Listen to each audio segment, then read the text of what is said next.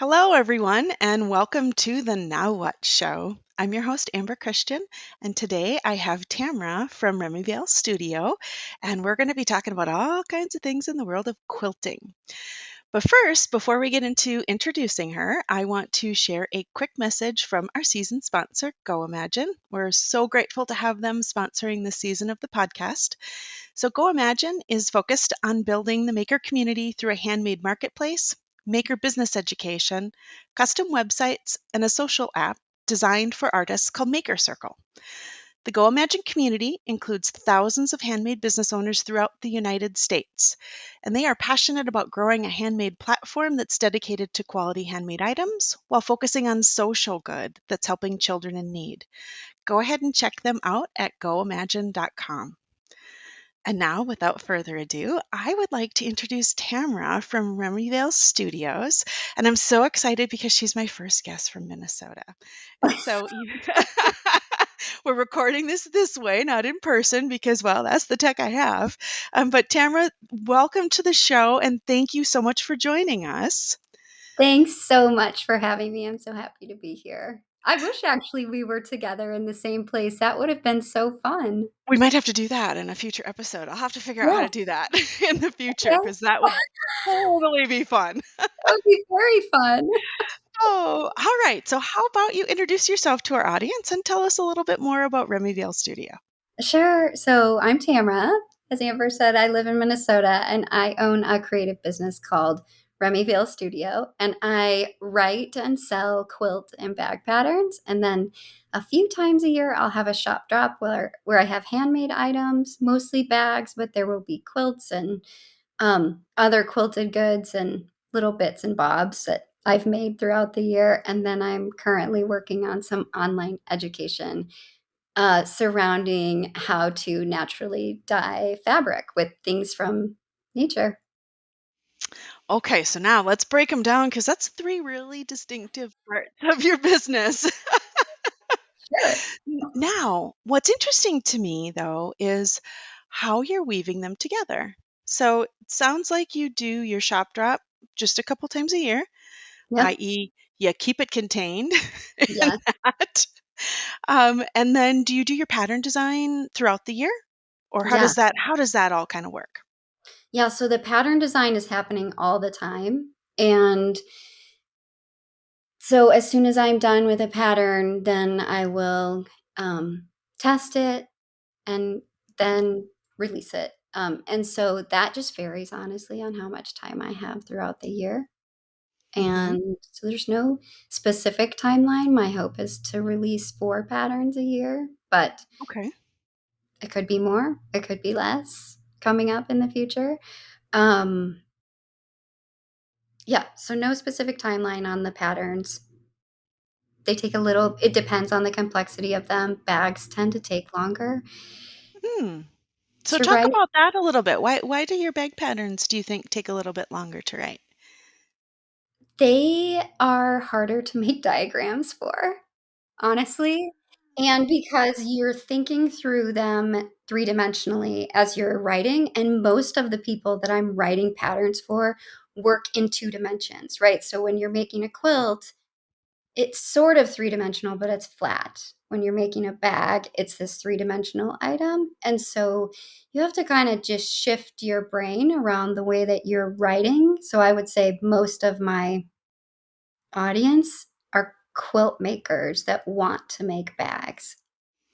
Oh, so you how did you figure that out? Tell me, okay, talk about that a little bit more. That I was like, "Wait a second." So you have figured out as you're releasing these patterns that your quilt Yeah. makers that wanna make bags are mostly who's showing up for your business. Talk about that. Well, I would just say my audience is really I know that they're mostly into quilting. They just are Mhm. that from our interactions, and that's how I kind of built the what I built the business on. Mhm. And um because I make a lot of bags and put them on Instagram, people were interested in like, I love these bags, but I'm really scared about making a bag because I'm used to making a Ah. quilt. So Mhm. they're scared of zippers and hardware and all of those things. So when I'm writing my bag pattern, I know that it's going to be a lot of quilt makers who don't have all of the bag making skills necessarily. Okay. So it's teaching someone to sort of think three-dimensionally, but also creating diagrams that are three-dimensional or that look sort of three-dimensional. And yeah, they just take longer. There's just more little pieces, even though you would think a quilt would be a lot of little pieces. But you're mostly writing those as like a block. So anyway, Right, right. Where so for you, it's really a combination of kind of a you're crossing areas of craft. yeah, It strikes me, right? Bag making versus quilt making, and then kind of harmonizing the two and bringing them together. And yes, so, whenever you start crossing into other areas of craft, you have to be really thoughtful about how do you explain it to an audience. And so it's interesting for you to say, okay, well, in a quilt making world, it's a little bit different, and so now I have to actually do the three-dimensional design. yeah, And so teach people how to think in that three-dimensional that might not be used to it. It's just new neural pathways, right? um, totally. And it's different materials a lot of times. mm-hmm, No one's putting a mm-hmm. zipper into a quilt or At least not metal normally. hardware, right? But people wanna make quilted bags, Yeah, so they're interesting. intrigued. Yeah. Well, I suppose, if you're a quilt maker, I mean, all of us in craft, you want to change it up once in a while. Yeah, Like, I don't want to make the same thing forever, over and over yeah, and over again. That just gets boring yeah. at some point. So now, when it comes to designing some of these patterns, can you walk through more about designing a pattern for a quilt market? Because I assume you started with quilt pattern design Yeah. and then shifted into quilt bag design. Can you share a little bit more about how is the design process for those patterns different? Because I imagine it is. It's probably Mhm. maybe longer for the bags. So talk me through a little bit more about regular quilt pattern design versus quilted bag pattern design. Okay.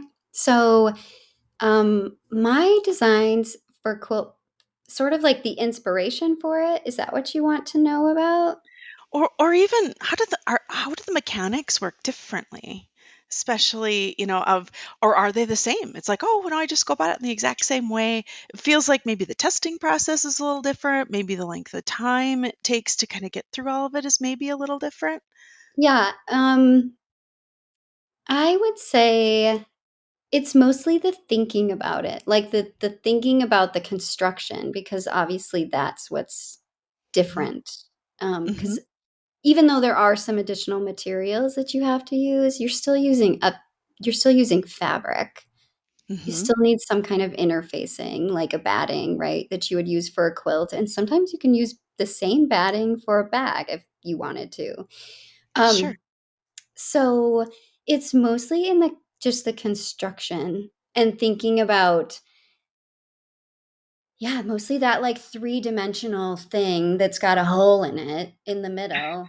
And how do you create a diagram and the words that make sense? Because some people learn and and will make items from the words, and some people will make items from the pictures. And it's not Ah. often that you have people that like they'll do some crossover, but there's usually a dominant way of creating for someone when Oh. they're reading a pattern.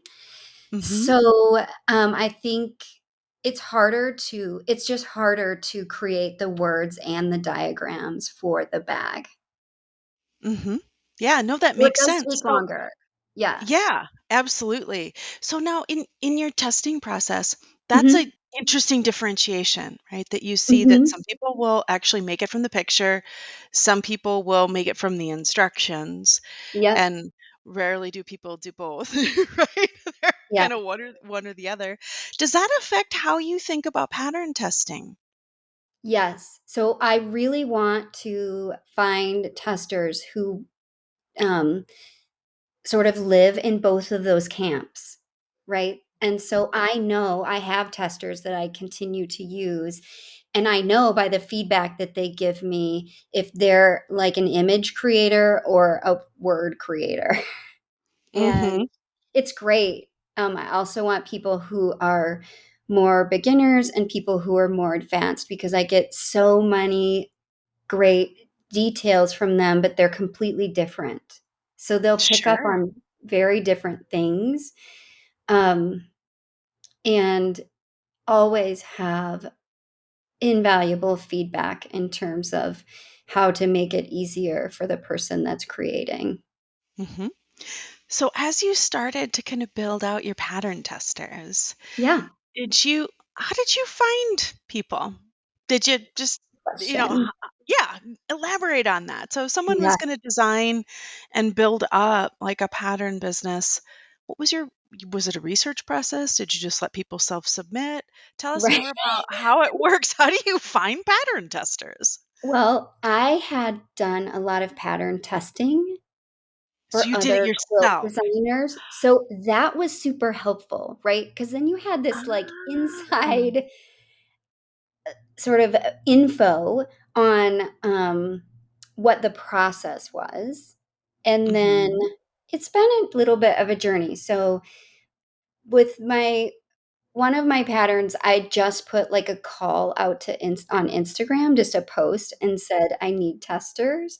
And I just had a little form for them to fill out. And then I literally went through each of their profiles on Instagram to see like, um, what does their aesthetic look like? Is this what their profile mainly contains? Are quilts? Are they Yeah, like what kind of materials are they using? Um, are are they engaging? Like there was this whole, how maybe you don't do this, but I am very intuitive about some things where I'll just go like look at something or meet someone and I'll be like, "Yep, nope, like, I know this is gonna work for this situation," or, "No, it's definitely not." Like, so Mhm. it's a little bit of that, but I used that and I had a lot of testers that were available from that. People want to make things, and they're so happy to have a free pattern and to create community around what they love to do. So, Mhm.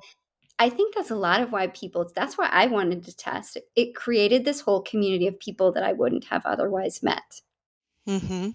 And do you find that the same people test all the patterns? Is it a mix of people? Do you feel like it's helped you really develop and build your following more? Can you speak a little bit more to how building that community of testers is kind of influencing how the business develops around when you bring patterns to market, et cetera? Yeah, so, it's like it like expands your reach in all directions, right? Because each of those people are then posting, and then you're reaching more people that you wouldn't have reached previously. So it's like yeah, it's just like putting out like a web that you wouldn't have been able to create or I wouldn't have been able to create myself with all of these other people's communities, like all these new like Venn diagrams, right? That are just like now all crossing and connecting and sort of like enhancing the engagement of this one thing. So so it's really fun because you do just meet all kinds of new people and all kinds of people become familiar with your work then that you wouldn't have otherwise. So what I do with my testers is um, they usually have about a month to Okay. test the quilt or the bag, and then we have like an Instagram chat group. And so throughout Ah. the month, then we're chatting, and if things are coming up in the patterns that they're having trouble with, then they can put in the chat like, "Hey, did you see this in the pattern, or did anybody else have a problem with this?" Or, "Hey, have you thought about doing this thing differently that might be a more efficient use of fabric or technically different?" Or anyway, so that's how that works. And then they're posting all month their process of making. Mhm. And Ah, then so it's basically a private group that you It's a have? private group, yeah, but they're also posting, on their profile the Sure. process of making. But yes, Mhm. that the group is private, and it just creates this, like, really cool community that's supporting one another, and then Mhm. you just stay friends with those people, um, and then you just sort of figure out over time, like, this worked out really well to have this person test for me, so you just sort of keep them in your little tester group. And then each time I have a pattern that I release, I send out a message to my like bigger tester group. And they may or may not be able to help, which is Mhm. totally fine. Mhm. Yep. Yep. Because everybody has life, and so Yeah, sometimes it everybody works. has a life, right? And Yeah. quilts take, it's not like a few minutes. A little more Because than a fabric's 5 minutes. expensive. Yeah, right? But it'll take them like a month to make it. Yep. Yeah, I like that interesting blend of I create a private testing community to help me kind of work through any kinks in my pattern. Do you also find do people answer each other's questions or do they always wait for Always. you to answer? Okay. Oh, So no, they're talking with each other. It is, in fact, it's mostly them talking. that sounds like a it sounds like a pretty ideal situation, as a It's tester. So great. you build up a group, you let them talk amongst themselves, but then you can also see if there's any, sorry to quote a pun, patterns in the Yeah, problems yeah, or exactly. the things that you need to maybe change or clarify or update Yeah, in your patterns can come out of what you learn from that group. Meanwhile, they're just generating buzz for your pattern because they're yeah, publicly posting about it totally. and sharing that. And then I would imagine tagging each other and other things too because they're Yeah, in that little community yeah, testing. So yeah, it it's creates a really fantastic. nice, yeah. It Yeah, also sounds like it's a nice way to organically go about the process, as opposed to being like, okay, I'm gonna make my pattern and release it and like do paid advertising or other things. That it's yeah, a nice way to organically build community yeah, and those connections between people. So it that really is. It's fun. Yeah, and then they're so sweet. They send me, like a little they'll take the PDF that they get and mark it up for me and send it back to me at the end, and then I can make all my updates and mhm, decide what I wanna do or not do to edit mhm, the pattern, and yeah, and then perfect. there's always I always then promote them. So then I'll take whatever they made. They send me pictures and then I'll post them over the Mhm, next few weeks. mhm. Super fun. Well, Yeah, I'll have it's to have really you on a fun. yeah, in a future episode, we'll talk about we'll nerd out about all the dyeing and all that stuff. Okay, sounds Because that's good. such a topic after my own heart with that. So we'll come You can spend a long time talking about the dyeing piece. Oh, but this has been great, and it was really fun to dive into community around kind of the quilt world, and I think you're my first quilt guest, so I'm very Really? excited. Yes, Oh I my think goodness. so. Pretty sure, pretty sure. So It's that also makes amazing. it fun. Yeah, that is Yeah. fun. There is such a growing community of modern young quilters. Mhm. Absolutely. Absolutely super fun. Well, thank you so much again for joining us. Now, how are people going to find you if they want to follow up and learn more about Remi Vale? How can they find you? They can find me on Instagram, Facebook, Pinterest. There's not much on YouTube yet, but I'm there.